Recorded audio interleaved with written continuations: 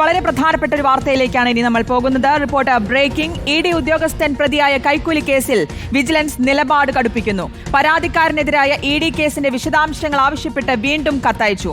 ECIR വിവരങ്ങളും പ്രതികൾക്ക് നൽകിയ സമൻസിന്റെ വിവരങ്ങളും കൈമാറാൻ നിർദ്ദേശം. പ്രതികളുടെ ഫോണിൽ നിന്നും കൂടുതൽ വിവരങ്ങൾ ശേഖരിച്ച ശേഷം കേസിൽ തുടർ നടപടിയെന്ന് വിജിലൻസ് SP റിപ്പോർട്ടറിനോട് പറഞ്ഞു. ഇല്ല, ഞങ്ങളുടെ അന്വേഷണം പൂർത്തിയായിട്ടില്ല. കാരണം ഈ ഡാറ്റ കുറേ ഡൗൺലോഡ് ചെയ്യാനുണ്ട്, അതിന് സമയമെടുക്കുന്നുണ്ട്. ഇപ്പോൾ ഞങ്ങൾക്ക് പൂർണ്ണമായിട്ട് എല്ലാ മൊബൈൽ ഫോൺസിൻ്റെയും കിട്ടിയിട്ടില്ല. അപ്പോൾ അതുകൊണ്ടാണ് ഇങ്ങനെ നമ്മുടെ അന്വേഷണത്തിലെ കുറച്ചുകൂടി കാര്യങ്ങൾ ചെയ്യാനുണ്ട്. ഞങ്ങളൊരു കമ്മ്യൂണിക്കേഷൻ നടന്നു വരികയാണ്.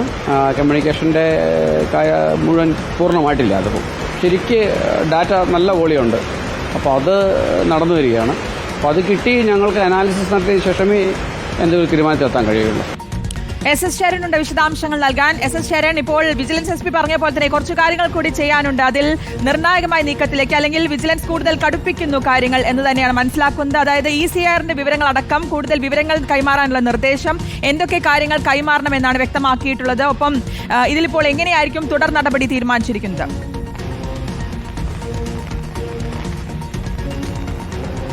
ശ്രുതി, വിജിലൻസ് കേസിലെ ഒന്നാം പ്രതിയാണ് ED അസിസ്റ്റന്റ് ഡയറക്ടറായ ശേഖർ കുമാർ കൊച്ചി യൂണിറ്റിലെ ഉദ്യോഗസ്ഥനാണ്. അദ്ദേഹത്തെ ഒന്നാം പ്രതിയാക്കി കേസെടുത്തതിന് പിന്നാലെ അദ്ദേഹത്തിനെതിരെ പരമാവധി തെളിവുകൾ ശേഖരിക്കാനുള്ള ശ്രമത്തിലാണ് വിജിലൻസ് ഉണ്ടായിരുന്നത്. ധൃതിപ്പെട്ട് അദ്ദേഹത്തെ വിളിച്ചു വരുത്തി ചോദ്യം ചെയ്ത് അറസ്റ്റിലേക്ക് പോകേണ്ടതില്ല, മറിച്ച് തെളിവുകൾ ശേഖരിച്ച ശേഷം അതിലേക്ക് പോയാൽ മതി എന്നുള്ളത് നേരത്തെ തന്നെ വിജിലൻസ് തീരുമാനിച്ചിരുന്നത്. അതിന്റെ അടിസ്ഥാനത്തിലാണ് മറ്റ് പ്രതികളുടെ വീടുകളിലും ഓഫീസുകളിലും ഒക്കെ റെയ്ഡ് നടത്തിയിരുന്നത്. അങ്ങനെ ഓഫീസുകളിലും വീടുകളിൽ നിന്നും പിടിച്ചെടുത്ത ഇലക്ട്രോണിക് ഉപകരണങ്ങൾ ശാസ്ത്രീയ പരിശോധനയ്ക്കായി അയച്ചിരുന്നു. ഇതിന് പുറമെയാണ് ഈ പരാതിക്കാരനായ അനീഷ് ബാബുവിനെതിരായ PMLA കേസിന്റെ വിശദാംശങ്ങൾ തേടിക്കൊണ്ട് EDക്ക് നേരത്തെ ഒരു കത്ത് നൽകിയിരുന്നത്.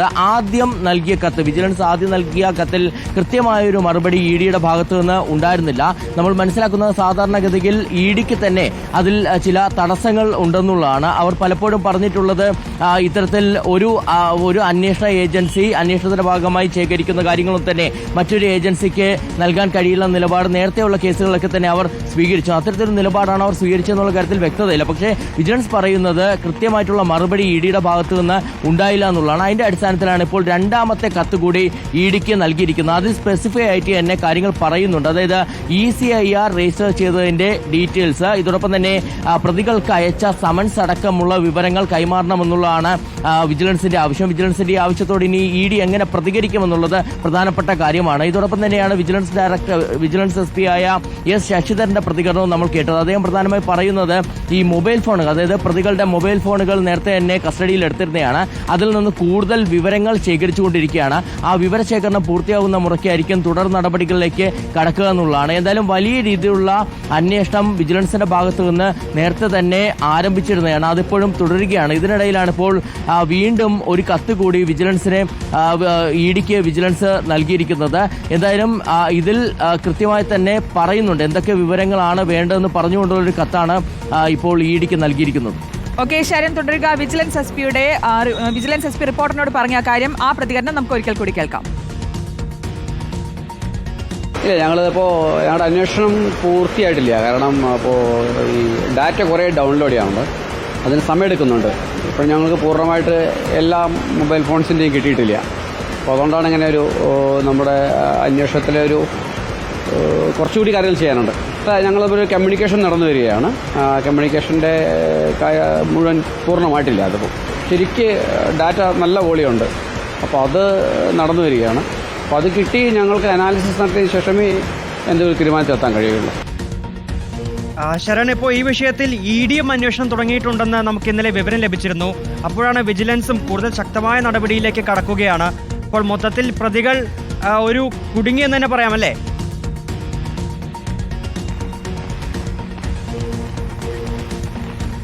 വെങ്കടേഷ്, രണ്ട് ഏജൻസികളും പരസ്പരം വിവരങ്ങൾ കൈമാറിയിട്ടില്ല എന്നുള്ളത് പ്രധാനപ്പെട്ട കാര്യമാണ്. ഇഡിക്ക് ഈ വിശദാംശങ്ങൾ ആവശ്യപ്പെട്ടുകൊണ്ട് വിജിലൻസ് കത്ത് നൽകിയപ്പോൾ തന്നെ ഇഡി നേരത്തെ വിജിലൻസിന്റെ കേസിന്റെ വിശദാംശങ്ങൾ തേടിക്കൊണ്ട് ഇങ്ങോട്ടൊരു കത്ത് നൽകുകയും ചെയ്തിരുന്നു.